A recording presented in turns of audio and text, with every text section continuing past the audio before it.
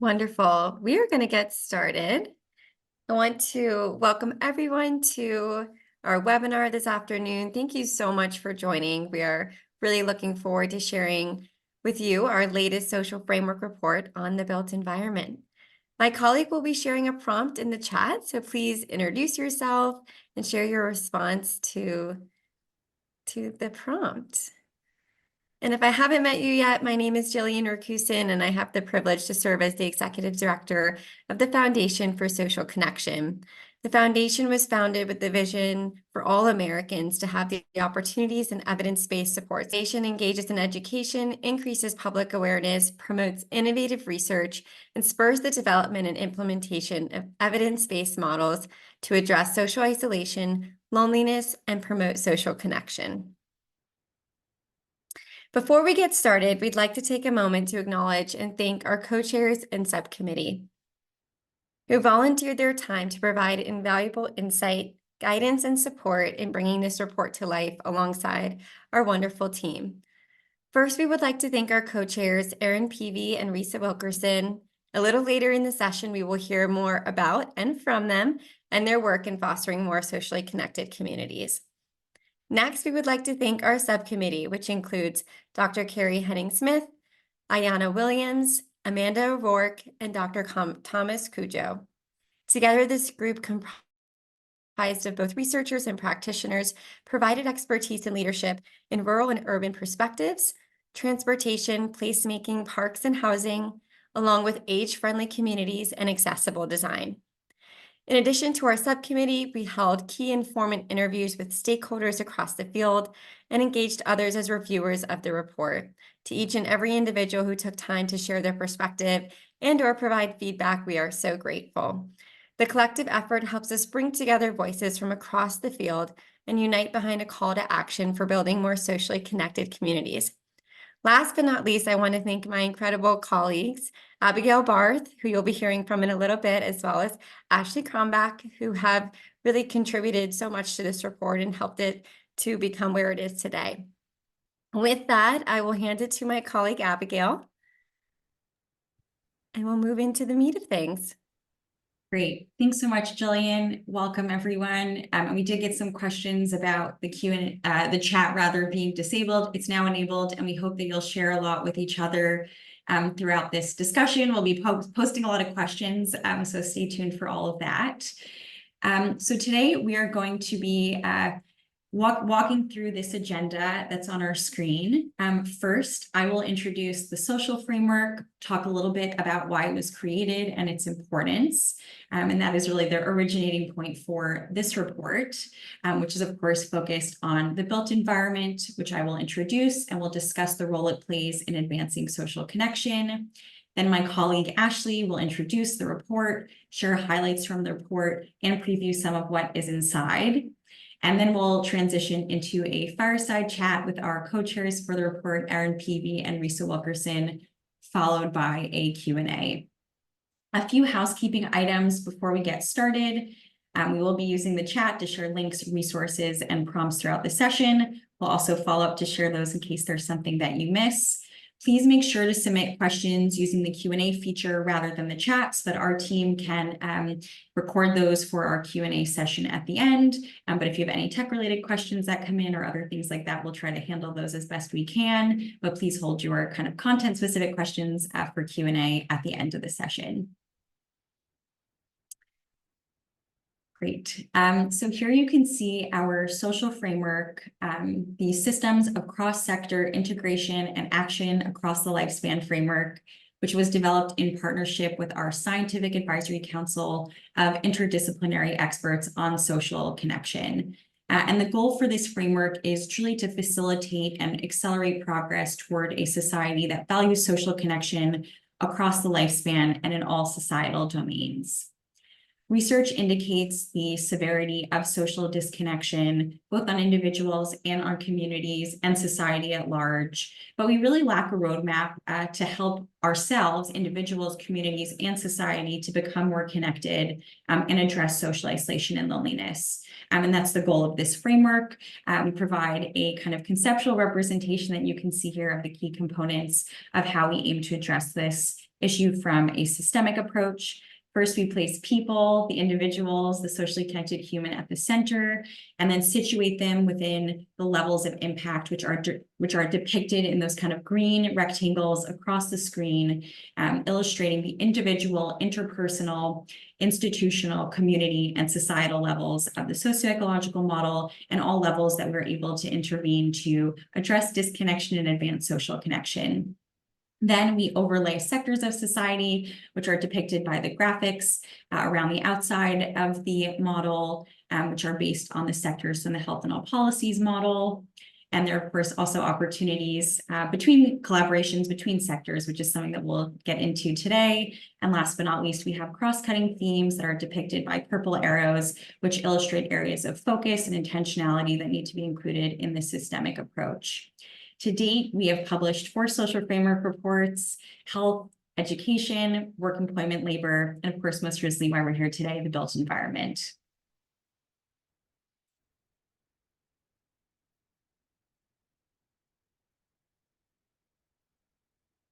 The built environment is really the setting for our daily lives. It encompasses the spaces where we live, we work, we play, and we grow. It also includes the physical infrastructure that supports our communities, such as water, electricity, transportation systems, alongside social infrastructure that facilitates opportunities for connection. There are a lot of different definitions of the built environment out there. In this report, we really focused on the intersection of the 3 bolded sectors that are on the screen here, and more specifically focused really on thinking about community design, third places, transportation, and housing. And this came after discussion and input from subject matter experts in the field. We really wanted to center our report on the community and neighborhood spaces and the connectors between them. And the goals of the report, and we'll get into this in a bit more specifics in a minute, we really challenge ourselves and all of us to envision the kind of built environment that can promote social connectivity, both through how it's designed and how it's operated, and emphasizes our collective roles in creating spaces that not only meet our functional needs, but also foster social connection, social interaction, and a sense of belonging. And because we're kind of taking this high-level connector approach, we haven't had a chance to dive in as much in a lot of the specific sectors that we hope to. So coming soon, we'll be working on developing supplemental briefs that will be even more tactical, focusing on each of these sectors on the screen to expand on strategies and concept presented.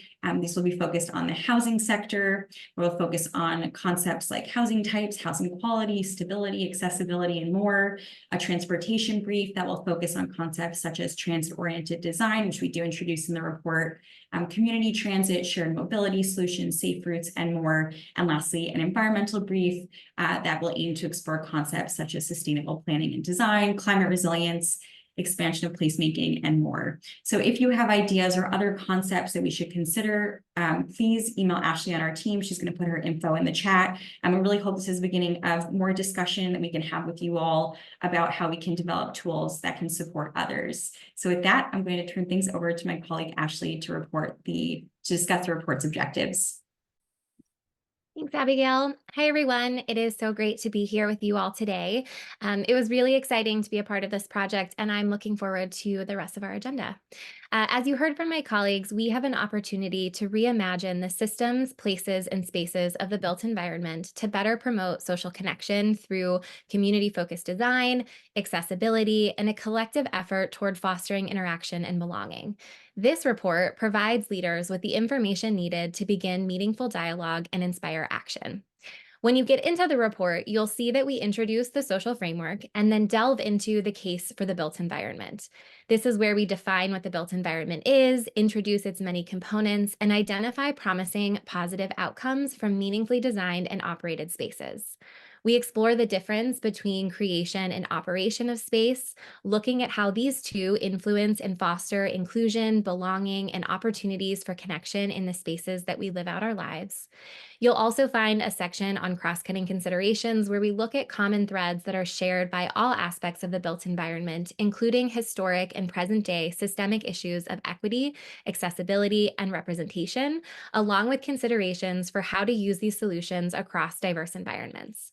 Most importantly, you'll find a table of key stakeholders demonstrating the wide range of influence across the field and strategies for not only addressing social isolation, loneliness, and connection within the built environment, but also related concepts, policy highlights, community examples, and specific strategies for leading collective impact and solving for multiple issues with single solutions.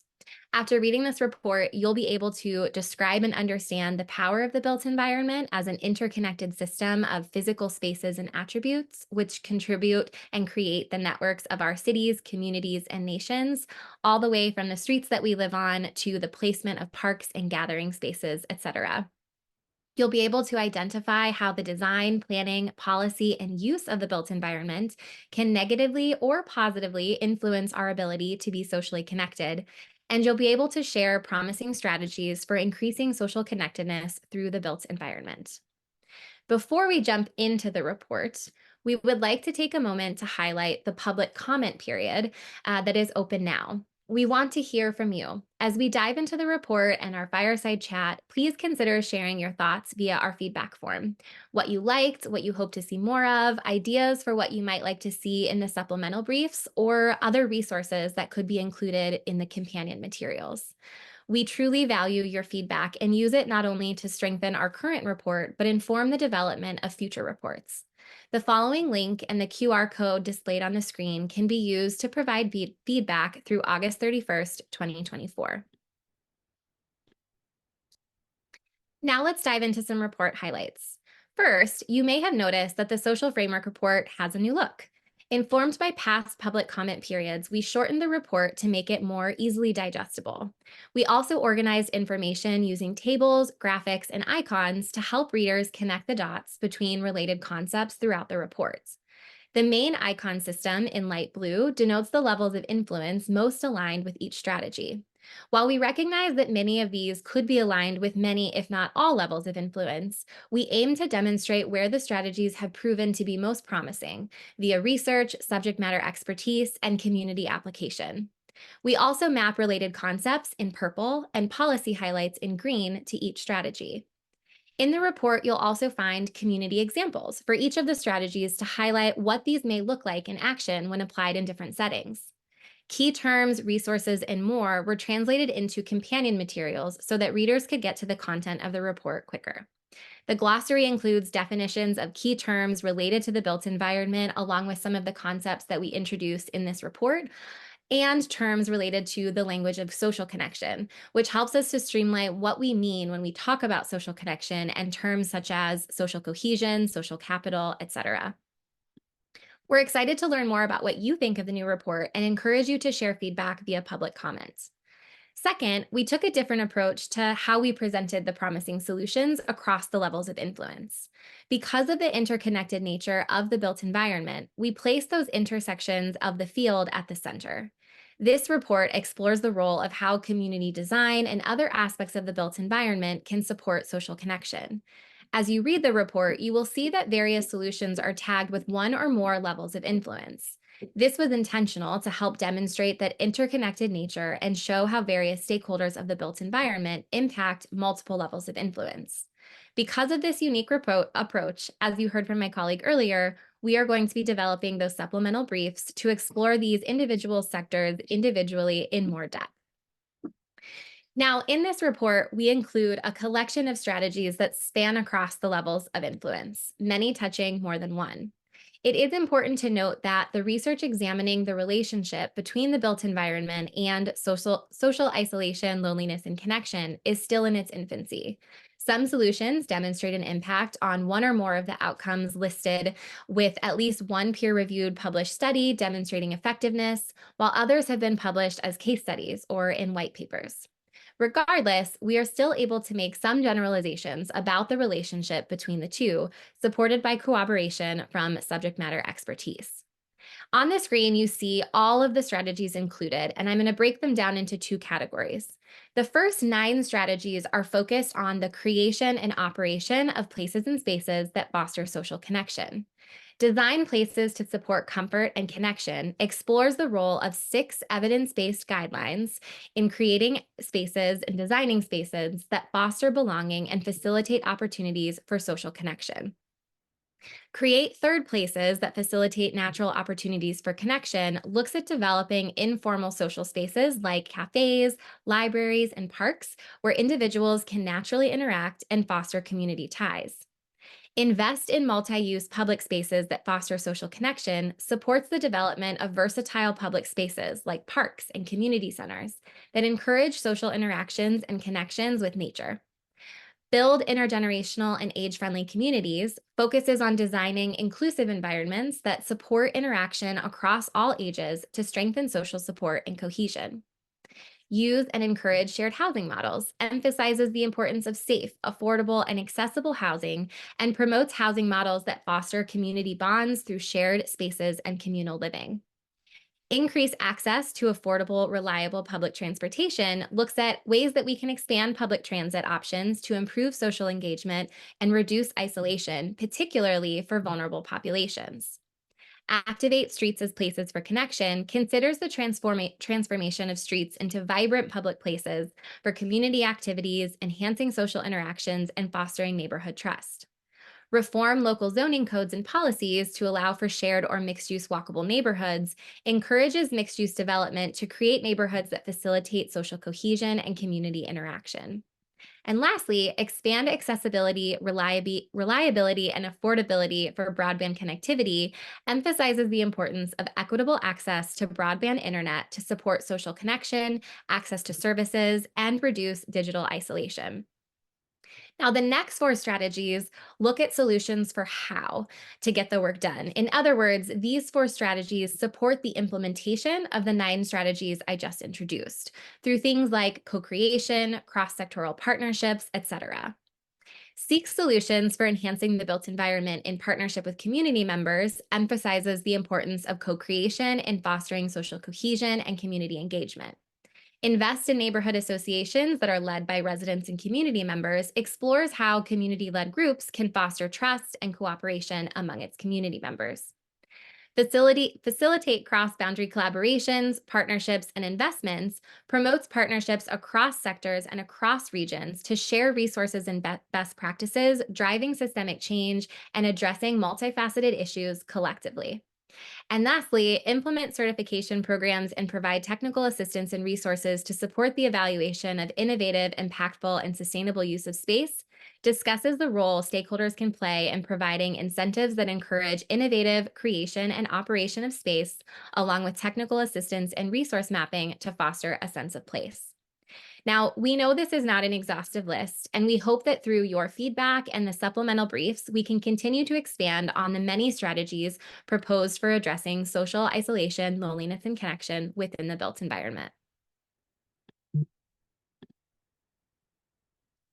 Now, I'm going to take some time to highlight a couple of the strategies that we introduced in the report before handing it over to my colleagues for a fireside chat.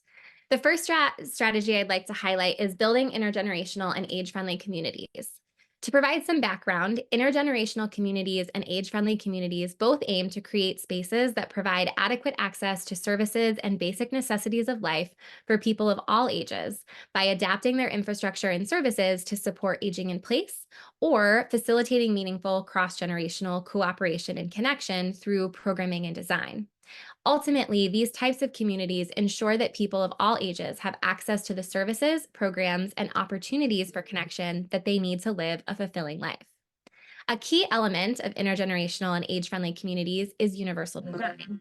Universal design is the process of ensuring that buildings, products, or environments are made to be accessible to all people, regardless of age, disability, or other factors. It helps to mitigate barriers to access and ensure that individuals can meaningfully enjoy the spaces around them. So what does the research say? One study that we looked at found that intergenerational communities can help reduce loneliness, strengthen empathy, foster social support, and build social cohesion for all ages by creating opportunities for meaningful social interactions and bridging differences across generations. This approach not only benefits individual well-being, but it also contributes to a more connected community that can help lead to a more connected community where shared experiences and understanding span across the generational divides. Another study that we looked at focused on intergenerational programming that was conducted within community settings that utilized existing community connections, such as schools or residential care facilities. When conducted in these settings, it was demonstrated that intergenerational programming can enhance social health outcomes and increase social capital. Now, in a report from Generations United, a stat that stood out to us that really called attention to the role of stakeholders in this particular space was that 92% of Americans believe that intergenerational communities can help reduce loneliness across all ages. However, only 26%, which is about a quarter of the population, are aware of the places in their communities that connect care and services across generations. What this says is that stakeholders can play a role not only in developing intergenerational programming, but also in identifying existing programs, building awareness, and connecting their communities to intergenerational resources that are already available. Some other actions that stakeholders can take are implementing universal design to minimize those barriers to access, enhance inclusivity. They can also develop and promote intergenerational programming and collaboration with diverse community settings, such as schools, residential care centers, community centers, et cetera. Now, I wanted to take a quick moment to highlight one of the community examples that we include in our report.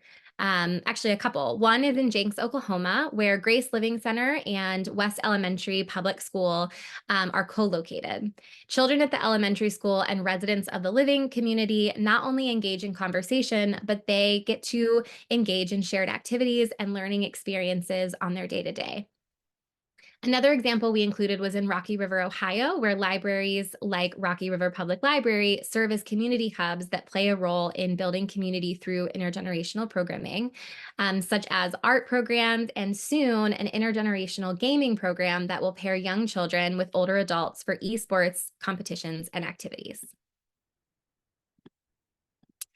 Now, the next strategy that I want to quickly highlight is one of the how strategies that looks at leveraging collective impact or multiple solving solutions to implement one of the strategies that we introduced early on. Now, this strategy is seek solutions for enhancing the built environment in partnership with community members, which ultimately emphasizes the importance of partnering to ensure that efforts are inclusive and reflective of the unique needs and cultural heritage of the population being served. In the report, we highlight the concept of placemaking. And when we get down to the solution here, we introduce the concept of placekeeping, which is the process of ongoing care and preservation of a location and its community connections by those who inhabit and operate within that space. Research notes that this particular process is important to help empower community members, strengthen the social fabric of a community, and promote community voice and choice. It's similar to participatory design, which leads to solutions that are driven by the individuals experiencing them. These are both forms of co-creation where solutions involve stakeholders working together to design and implement the strategies that harness the collective expertise, perspectives, and lived experience of a group. This helps to ensure that these solutions are not only well-rounded, but also address the needs and concerns of all participants, while fostering a sense of ownership and commitment among stakeholders that can help lead to sustainability and effectiveness of the intended outcomes.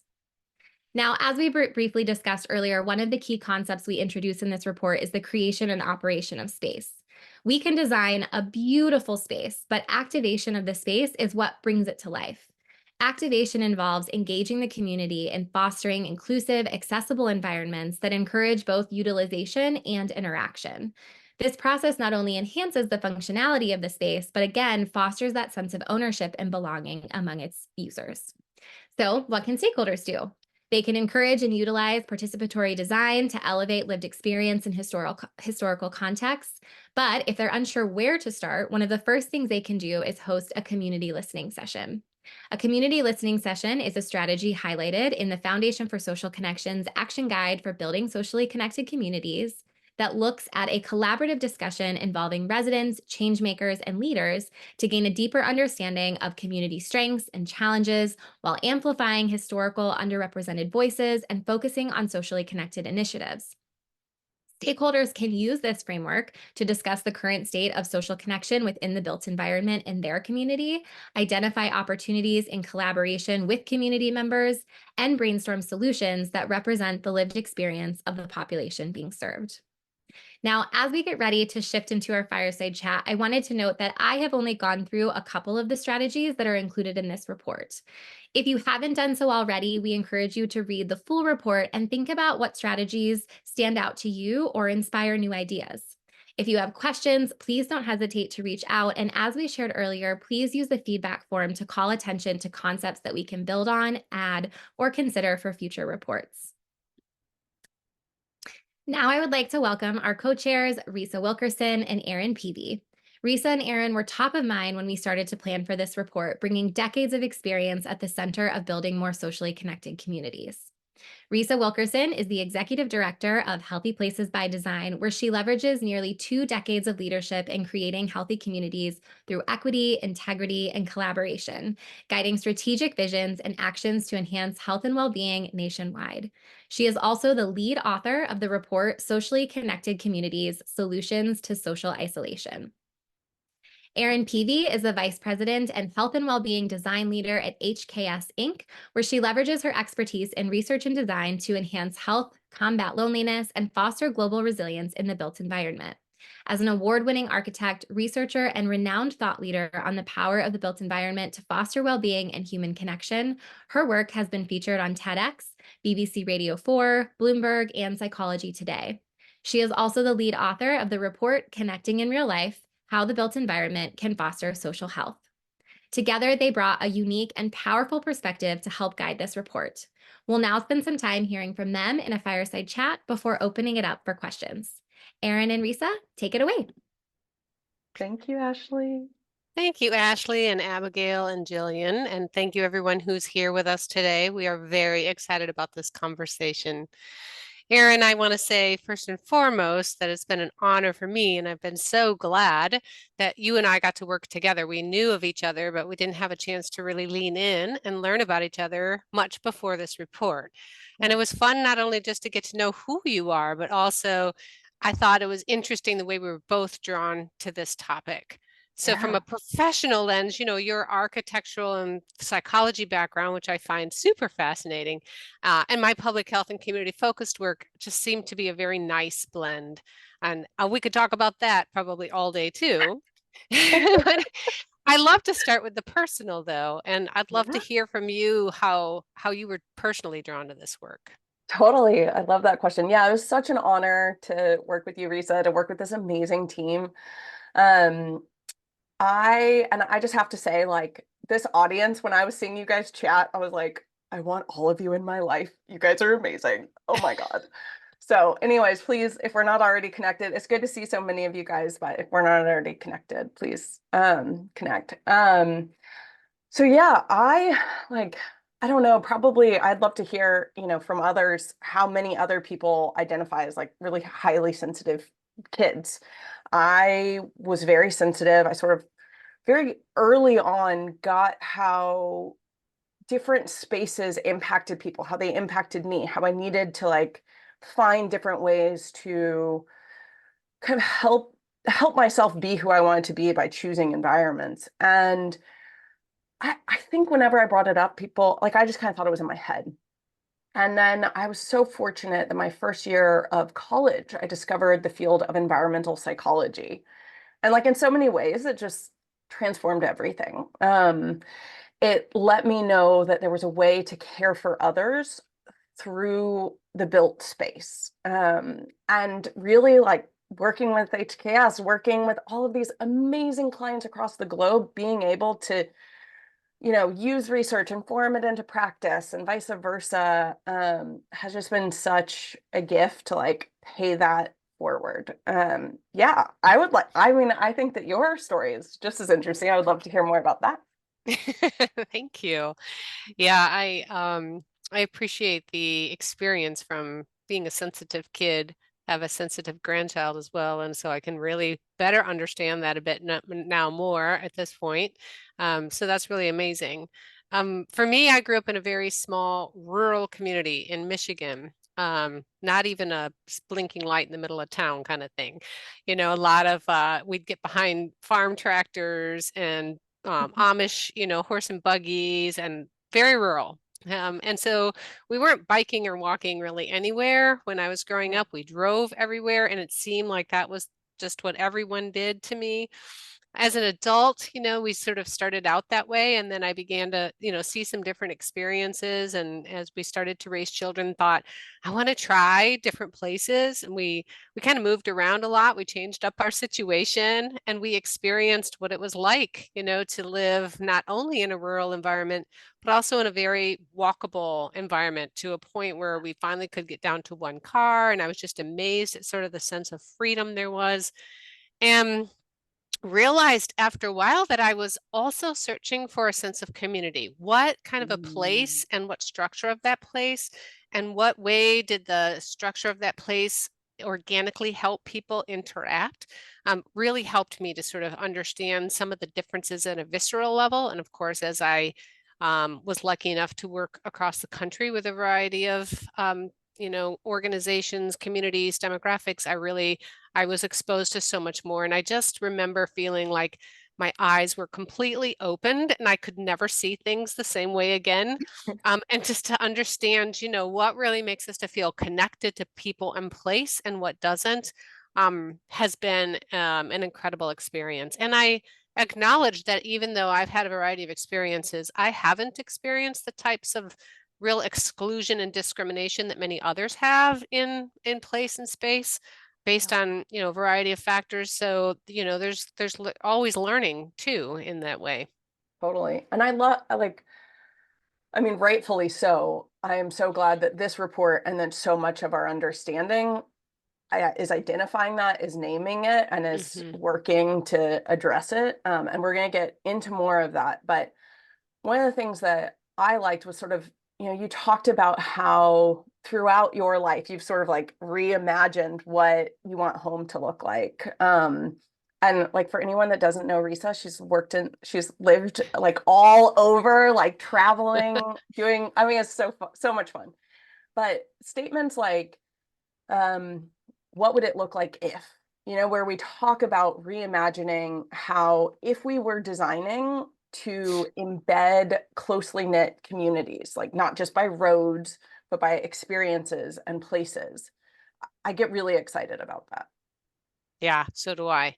I love it. And I love in the report where there were some imagining statements that just really kind of brought this to life. I love the one that says, if connection and joy were shared on public transit, mirrored the energy of playgrounds, cultural centers, and cafes. Can you imagine that? It makes me so happy. And too often, like, public transportation is like, all right, we got to ride this thing. We got to do this thing. And, I got to wait here and just wait. Yeah. But if we reimagine those spaces, and that really it would just draw people to that as well. And there would, I think, create such a deep sense of community. So I do love that. It would require a mindset shift, in the part of those who are designing the transportation system and thinking beyond just the functionality of it, but what the possibilities are. But it would be so much more fun.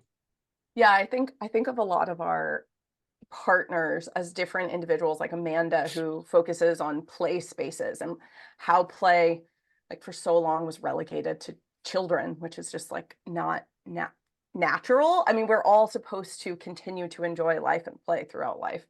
But one of the other things I feel like is a little misunderstood is when people talk about connection. I think sometimes that idea of like, okay, who is your ride or die, bonded for life connection?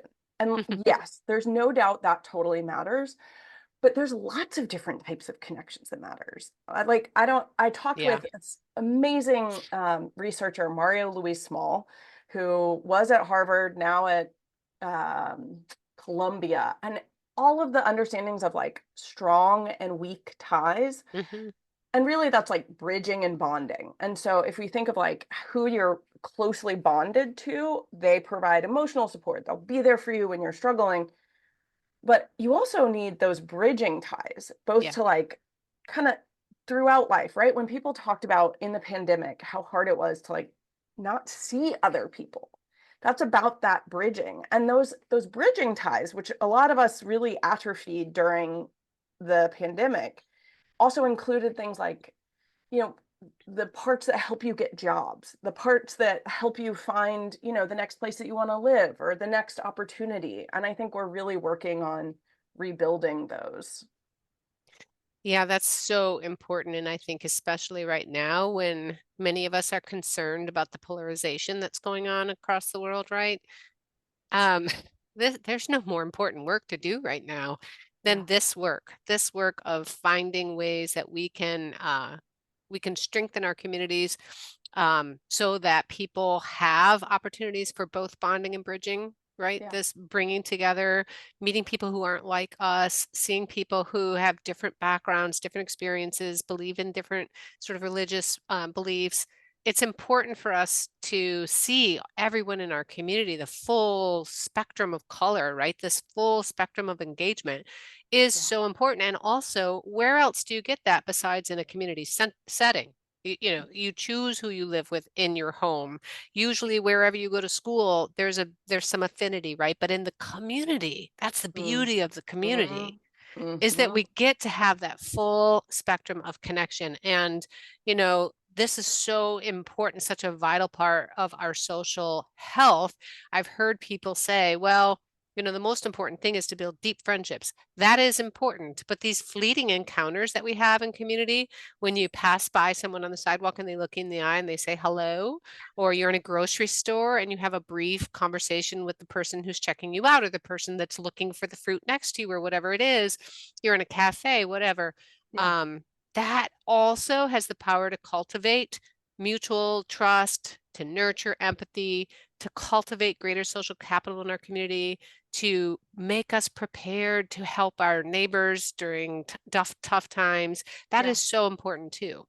Yeah. And I think a lot of times we forget about how, like, I just love, there's this research study that looks at like when people wave at other people when they pass by, and even if that other person didn't wave or smile, they're more likely to do it to the next person. Mm, And that, like, because it is a little ego, like, it is hard for us to like wave and not be reciprocate. yeah. Because like I was talking with a friend about how like it's being socially vulnerable is its own form of like um of being really brave, Yeah. because our systems are like, okay, am I going to be safe in this? Yeah. And I think like when we talk about all sorts of design, but especially design to the built environment, looking at that human-centered lens of how we design for those connections is really important. Yeah, that human-centered lens. I love that. And you know all about human-centered design, which is super powerful. And I love listening to you talk about this. And that may not be a familiar concept to everybody here. So I'd love to have you say more about that. Yeah, sure. So, I like, for a lot of people on here, I saw a number of you guys are like architects and researchers. So human-centered design is probably like last season. But I think of environmental psychology as like completely in alignment with that, which is it's an approach to any form of problem solving, not just the built environment, that can utilize things like research, interviews, observations, and co-creation as this way of building empathy and then experimenting. And I think of that as like active listening, where you're saying like, okay, I think I heard you say this. Did I hear you say that? And then you're starting to build a three-dimensional version of what you're hearing. Mm. But like one of the things I kind of want to like asterisk is, as we look at how we are so built to be in attunement with our physical environment, with our setting. So a lot of people talk about biophilia, how we're, supposed to be in tune with our with nature through our evolutionary inheritance. That also lends something that I've heard people call life-centered design. So this idea of like, it's not just the human, right? But the human depends on like all of life, and how do Mm. we invest in all of that? And I think that's really important as we go forward. That is powerful. Yeah. Yeah, there are a lot of conversations right now about let's not forget that our life is sustained by the planet we are on, right? And enhanced by the life that's around us, even if it's not human form life, right? But Yeah. that is critically important. You know, we know there's research out there about we heal faster when we, you know, see nature, and, Yeah. you know, there's the whole field around how important this is for kids to be out in nature, right? So it is both. It has to be both. So we're talking a lot about the built environment in this report and thinking about sort of the man-made environment, but that can't be distinct from the natural environment. Well, in like the man-made environment, it's sort of like, well, this may be a really poor metaphor, but but like I think in my backyard I have tons of like pots and plants inside of them, and you're like, which one is, yes, part is built and part is natural, but they're living in Yeah. synergy together. And I'm been reading some wonderful work by Heather Wick, and anyways, long story short, it is our responsibility to identify and use nature, and also make sure that we are being respectful of that nature in how we design. Absolutely. I love that. Yeah, and the nice thing about this conversation is this isn't just for one sector or one field, right? Yeah. Even though we're talking about design principles and thinking about how all this is done, really everyone from city regional planners to economic development staff to community members who really want to advocate for a focus on social connection, we all have a role to play. And understanding these concepts, we can fold these in no matter where we are or what role we have. Yeah. Yeah. I love, okay, so I oftentimes talk about noun or design as a noun and a verb. And I feel like we address that in the report, but it's this idea of all design being social, and I even think like life-centered. And so then, okay, well, we always focus on the noun, right? Like architecture school, we focus on the noun hardcore, which is, okay, what is the three-dimensional object that you have just created? And like, great, that object is going to live for a very long time, all of the things. But also everything about the verb of how we're not only designing it, but building it, maintaining it, operating, like thinking about what is it, if somebody just came into my neighborhood or came into my space and was like, here, I created this for you.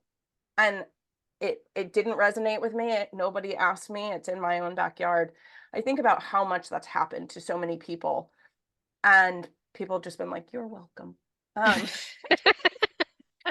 No. But yeah, like both of those pieces are really important. And even though I know architects are like considered the experts in a lot of way, I'm like, I'm so like, no, we That's are right. experts in the collective, right? That's right. I love that you said all design is social. I love that. That's a new bumper sticker we're going to create and put out there. Drive around on our bikes or whatever, maybe it's a t-shirt we wear as we walk. All design is social. That's awesome. Yeah, and I think to your point that being both a noun and a verb, and we hope that readers of the report really do see in this report how important we think it is for all things to be co-designed, co-created, including not just how it's designed itself and what elements are in it, but again, how we use it, how we manage it, how we maintain it, what we're calling in the report the operation of space. This is super, super important. We need to think about the policies, the programming, the activities offered, and we have to do that in a way that fosters representative and inclusive environments where all individuals feel safe, supported, and valued. This is critically important too often. It's just the demographic who is engaged in it. That's what you see, right? And so there's not enough thought on the front end about looking around to see whose voice haven't we heard from, who lives nearby, who do we need to bring into space. I think about the fact that young girls are often left out of design of recreational spaces, for example, and would choose completely different design and activities in there. So it's super important. And we need to really think about incorporating culturally relevant, developmentally appropriate activities. as Okay, well. so my question for you is like, Okay. as we look at, so we have all of these different strategies, we have cross-cutting considerations. There's so much meat in here, but one of the things that I love are those like 9 different kind of design strategies that Ashley talked about. And I feel like I started to hear you kind of like hint at some of your favorites in the beginning, but could you share one of them that resonates with you and kind of what that looks like to you? Yeah. I love the concept of third spaces. The first time I heard that, I was sold. I was just like, what is this? This is awesome. And so most people on the call probably know that, but the term third spaces, it was coined in the 80s, which dates me, but I heard it in the early days is all I'll say. Ray Oldenburg. And it was like, this is not your home. This is not your work or your school. These are the other places where we come together to talk, relax, rejuvenate, etc. Right? Yeah. And for me, that really came to viscerally for me when we moved to North Carolina, to a little town called Carborough. Some folks might know it. And there's a Weaver Street Market there is sort of a grocery store plus, but they located in a way with a huge front yard. Tables, chairs, picnic tables, they bring in live music. You always see people gathered there, whether or not they shopped at the store, but they're there. And maybe they're in conversation and maybe they're just soaking in that atmosphere of being part of a community, but people love it. And I loved it. And it helped me to feel like, holy cow, I'm part of this community. This is very, very cool. And so, of course, in the report, we talk about libraries, community centers, public school playgrounds, parks, even front yards, right, Erin, can be Totally. third spaces. Yeah, I think of during the pandemic, I am so fortunate to live in a neighborhood that like my house was designed for better, for worse, mostly for better, but over 100 years ago, it was built over 100 years ago. And we have beautiful front porches. And during the pandemic, we saw how much our neighborhood stayed connected because we were always in the front, right? Like it wasn't like, oh, you went to the backyard, you parked your car, you went inside. You kind of had to see each other. And that was really, really helpful. Okay, Yeah. I'm going to share with you mine. Good. Okay. So PS, third spaces, the best for everyone. I could nerd out on third spaces and everybody has like heard it. So I won't, but a little biased here, but the report shares something that is referred to as panache. So sense of place, accessibility, nature, activation, choice, and human scale. And to me, when we look at designing, and so I love to talk about it as like, if you're designing a party in your backyard, or if you're designing like a new street or like a new like mixed use development, this same panache like works as a way of like assessing your design as to whether it's meeting those human lenses. And I think that's really about how it taps into our sense of safety, our ability to be close to one another, and opportunities to connect.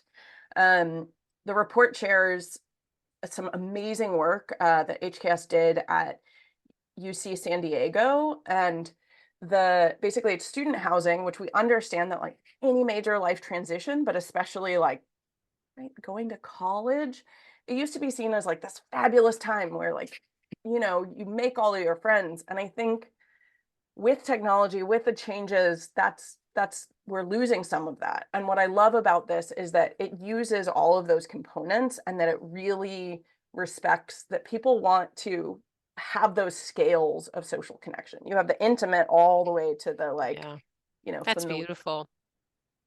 Well, I know we need to move to Q&A here very quickly. So there's one last thing I'd love to do, and I'm gonna ask everyone on the call to join in on this with us. So we're gonna do something called a chat waterfall, which means you get ready, you put your answer in the chat, but you do not hit go until we say go, and then boom, we're gonna have so much energy, we're gonna light this place up. Well, what I'd like to do, we asked in the report for people to think wildly differently about the future, like what could it really look like?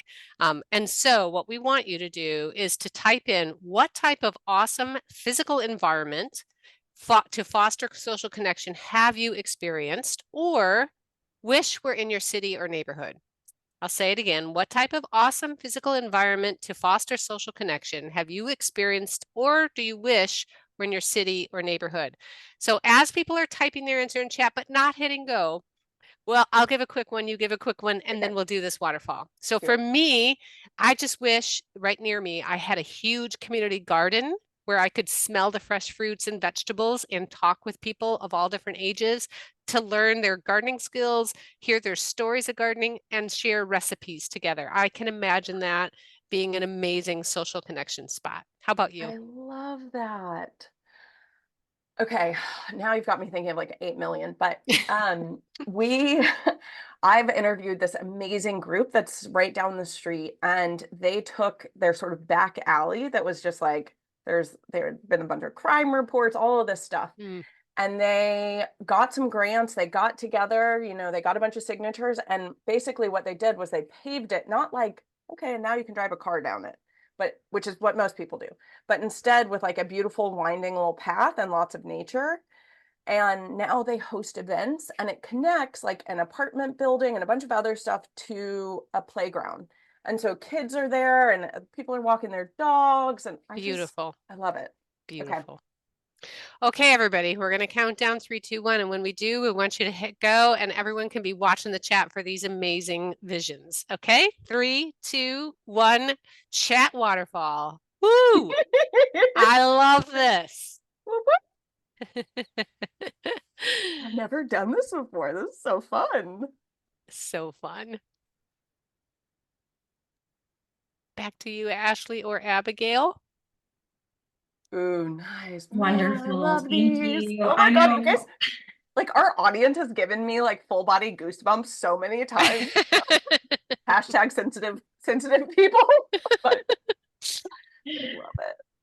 Thank you so much, Risa and Erin, and for everyone who just participated in the chat waterfall. I feel like we're certainly going to be saving the chat and also something for us to read as we consider what might be missing or what we might want to double click on in our future supplemental reports. I agree. I think Risa and Erin both commented just on looking at everyone's backgrounds who shared in the chat. There's so much we could learn from all of you. And I think you could probably all be a part of this first question that came in. We'll now open it up to Q&A. Just a reminder, please share your Q&A using the Q&A function at the bottom.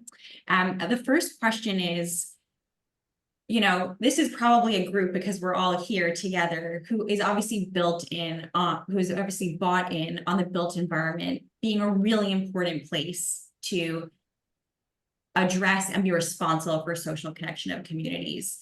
And yet there are lots of decision makers out there who are not bought in on this and are not making this a priority in their design. How do we convince them? What are the steps that we need to take? Maybe we can start with you, Erin, and then pass it around. Okay. Well, so I could give like a step-by-step answer, but to me, I think it's powerful to point out that this has happened numerous times before. We understood with smoking, and then we started to move smoking out of our buildings and watch that reduce. We did the same thing with physical activity, right? And have seen that. So it's not overnight because infrastructure takes time. But I think the first step is really like building that into people's awareness where they go like, oh yeah, I understand that intuitively. And start to me, as we build a new anything, especially anything, someone mentioned like philanthropic and federal funding. I'm like, this needs to be guidelines, right? Like we have other health, safety, and welfare guidelines. If like a giant apartment complex only looks internal, why would they ever get external funding? They're only doing it for themselves, right? Like, how is it supporting everyone? Yeah, I think just, you know, think about the values that matter to that decision maker. There you can make a case for social connection with pretty much any value because it's, research links it to physical health, emotional health, mental health, economic health. We know that it's better for community resilience. We know that communities do better when they are socially connected. You can make the case. And I know in the Foundation for Social Connections Action Guide, there's a bunch of background information there that people can pull from if they need, some data or research. So I would just say, think about the values of that decision maker and you'll easily make the case. Yes. Wonderful. Oh, I was just going to add too, just building off of what Risa just shared. I think something that else that has come up is the language of social connection. Often we are doing social connection work, but we call it something different. Yeah. So when we can really create that shared language, which also in the action guide, we share some resources for doing that, we can start to see that we may already be doing some of this and we may be a little bit more bought in than we even realized. Yes. Great. So this came in from someone who is almost my neighbor, from someone in Brooklyn. I live in Manhattan, so hello. Is creating the space which provides the potential for connection sufficient, or does more need to be done to foster connection? If the latter, are we becoming over-involved in activity that used to be managed by individuals themselves? That is a fun question. We could spend quite some time on that. But I will say, what we have said in the report is that it is both the creation and the operation of space. And so both are necessary. The balance of that probably looks a bit different from place to place and space to space. We definitely need spaces designed for reflection, for, more quiet time. And we need spaces to be very physically active and to connect us together. People like spaces for learning together. There's a variety of reasons and places for these places. And I think that's what sort of helps us to understand, that balance. I end up wanting to go into there's so many levels of root cause and looking at our mental time scarcity and how we've prioritized certain forms of achievement over well-being, and we've prioritized individual success over collective, and what that has done to us internally. I think about when I kept telling one of my neighbors this weekend, she hosted a backyard gathering and just only invited neighbors so that we could all get to know each other. And I was like, are you so proud of yourself? This is so brave. And she was just like, what? But it's vulnerable and it's hard and it's time consuming. But I think unless we can have some white space and also I asked her why she did it. She was like, because I understand how important it is. Because these are the people I want. And so that my kids see them it's just I don't know, for me, understanding how important that is and trying to be a drop in that. Not I'm not going to start an organization that then only does backyard parties because I don't have time. But the occasional thing is really wonderful, and I think it's good to invest in. I think we probably have time for one or two other questions. So I'm so sorry. I see so many questions coming in. These are great questions. If we haven't had a chance to cover it, we're going to share the feedback format again at the end. So please add questions, feedback, other things you want us to think about and consider. I'll tee up another question that came in. How do we ensure that non-professionals feel they have the right to be a part of design processes? We've really stressed today, there's the informal, but also formal design. We need to bring people in so they feel ownership. How do we make sure that we do that correctly? Do you want to start, Erin, or you want me to Sure. start? I would just say very quickly, go to where the people are. Don't expect them to come to where you are. Yeah. And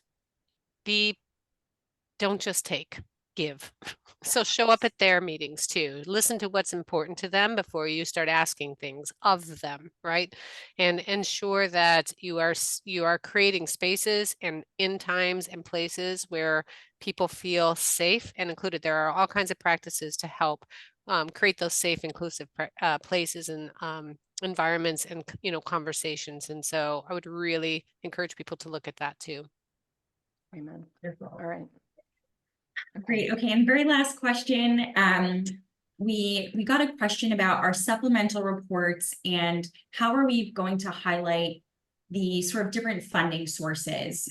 So we'll do the community examples, highlight sort of federally funded versus philanthropic funding. How do we make sure that we kind of understand that dynamic better? And this is really important, obviously, for going and doing the work and making sure you have the funding to back it up. Yeah, I can jump in here. So in the supplemental reports, we're going to tease this out a little bit more, looking at not only the federally funded, but also looking at other funding streams. And we'll talk about the challenges and the benefits to the different types of funding, really starting to look at kind of what that could mean for different initiatives and different programming. And the community examples, that's a really great call out to organize them in that way. In this report, they're not organized that way. We just included community examples more broadly. But I love that feedback, and that's something that we can absolutely consider for the supplemental reports. Awesome. Wonderful. Well, thank you all so much. I think we're going to pop back up our please offer feedback during public comment period. We're so grateful for all of your time. We are going to follow up to share the recording, the links, all of the above. Ashley, anything else you want to share that people should know before they head out? Just use the feedback form. Please feel free to reach out if you have questions, and we look forward to hearing from you and making some updates. Thank you all so much.